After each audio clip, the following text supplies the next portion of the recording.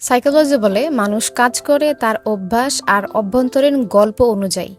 তুমি যদি নিজের সম্পর্কে মানসিকভাবে ভুল গল্প ধরে রাখো, আমি পারবো না, আমার ভাগ্যে নেই, আমি এমন হই, তাহলে তোমার মস্তিষ্ক সেই গল্পের মতোই আচরণ করাবে।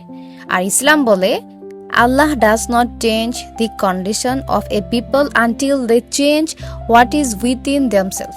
মানে তুমি যদি তোমার অবস্থার পরিবর্তন করতে না চাও, তাহলে আল্লাহ তোমার অবস্থার পরিবর্তন করবে না। মানে গল্পটা বদলাতে হবে তোমার ভিতর থেকে।